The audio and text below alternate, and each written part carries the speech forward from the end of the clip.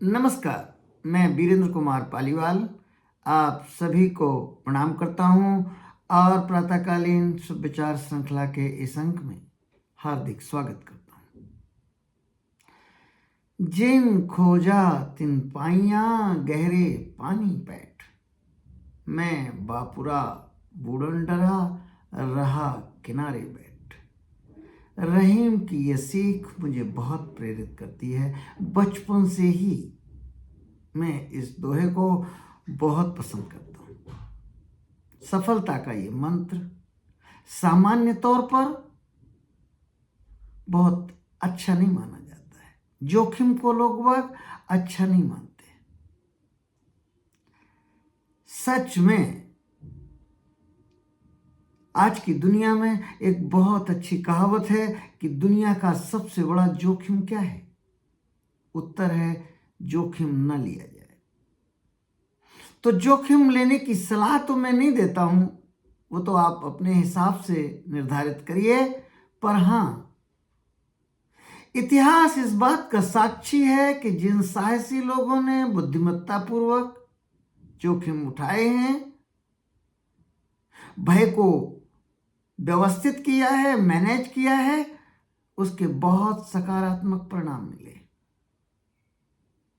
अभय इसीलिए तो पूर्णावतार भगवान श्री कृष्ण ने एक नंबर दैविक गुण गिनाया।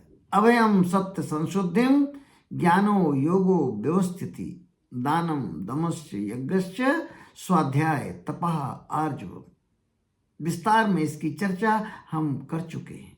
पर हां, अभय पहला दैविक गुण गिनाया है।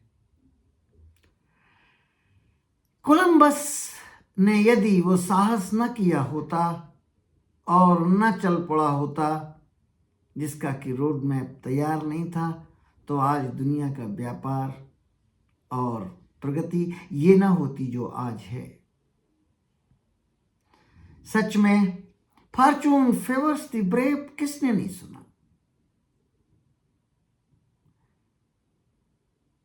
और ये भी सूक्ति किसने नहीं सुनी कि जहाज बंदरगाह में तो बहुत सुरक्षित है, लेकिन वो बंदरगाह में खड़ा रखने के लिए, सुरक्षित स्थान पर खड़ा रखने के लिए नहीं बनाया गया है।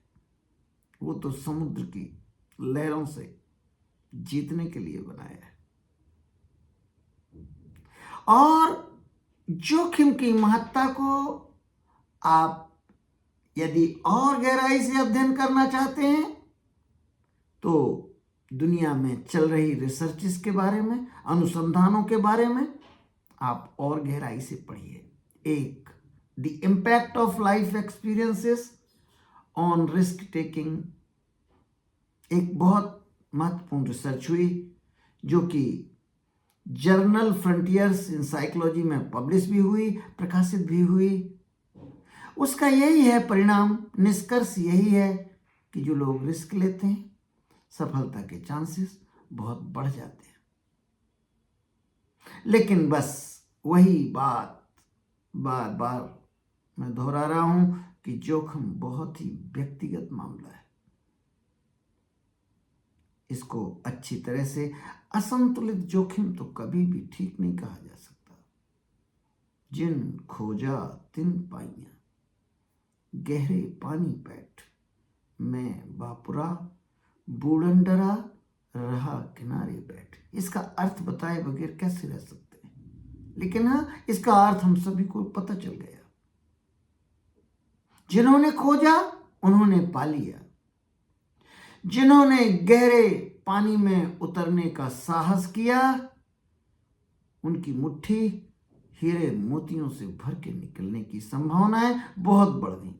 लेकिन मैं तो किनारे पर ही, मैं बूढ़ा व्यक्ति किनारे पर ही बैठा रहा, डरता रहा। किनारा यानी बहुत करीब, उस खजाने के बहुत करीब बैठा रहा। सोहनलाल द्विवेदी जी की यह कविता पढ़े बगैर आज कैसे सत्य पूरा हो सकता है? लहरों से डरकर नौका पार नहीं होती, कोशिश करने वालों की कभी हार नहीं होती। नन्ही चींटी दीवारों पर दाना लेकर चढ़ती है, चढ़ती दीवारों पर 100 बार फिसलती है। मन में गहरा विश्वास, रगों में साहस भरता है।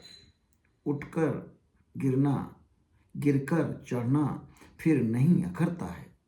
आखिर उसकी मेहनत बेकार नहीं होती, कोशिश करने वालों की कभी हार नहीं होती। डुबकियां सिंधु में गोताखोर लगाता है, जा जाकर खाली हाथ लौट कर आता है। मिलते नहीं सहज ही मोती गहरे पानी में, बढ़ता दुगना उत्साह इसी हैरानी में। मुट्ठी उसकी खाली हर बार नहीं होती, कोशिश करने वालों की कभी हार नहीं होती। असफलता एक चुनौती है, इसको स्वीकार करो। जो कमी रह गई देखो और सुधार करो। जब तक न सफल हो नींद चैन की त्यागो तुम, संघर्ष का मैदान छोड़कर मत भागो तुम। कुछ किए बिना यूं ही जय जयकार नहीं होती, कोशिश करने वालों की कभी हार नहीं होती।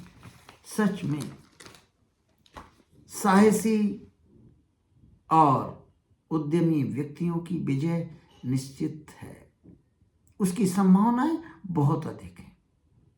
यदि कविता, श्लोक, दोहों में उच्चारण में कहीं त्रुटि हुई हो तो मैं क्षमा चाहता हूं। आप जोखिम के बारे में क्या सोचते हैं कमेंट सेक्शन में जरूर लिखें। यह सिर्फ बौद्धिक ज्ञान न रह जाए। मैं बार बार कहता हूं, बौद्धिक ज्ञान की अपनी कोई सामर्थ्य नहीं जब तक कि उसको अमल में न लाया जाए, उसको अपने आचरण में, व्यवहार में और आदतों में न ढाल लिया जाए, तब तक बौद्धिक ज्ञान की अपनी कोई सामर्थ्य नहीं। इसीलिए तो बहुत बुद्धिमान व्यक्ति बहुत सामान्य जीवन जीकर चले जाते हैं, और बहुत कुछ साहसी और उद्यमी बहुत कम और सीमित ज्ञान लेकर बहुत सफल हो जाते हैं किसी एक क्षेत्र में। यदि आपको इस वीडियो के कंटेंट्स पसंद आए हों तो इसको सुनें, सुनाएं, लाइक करें, शेयर करें और सब्सक्राइब करें। बेल आइकॉन की घंटी जरूर दबाएं, जिससे कि मेरे वीडियो के सारे अपडेट्स आपको मिलते रहें। धन्यवाद, धन्यवाद, धन्यवाद।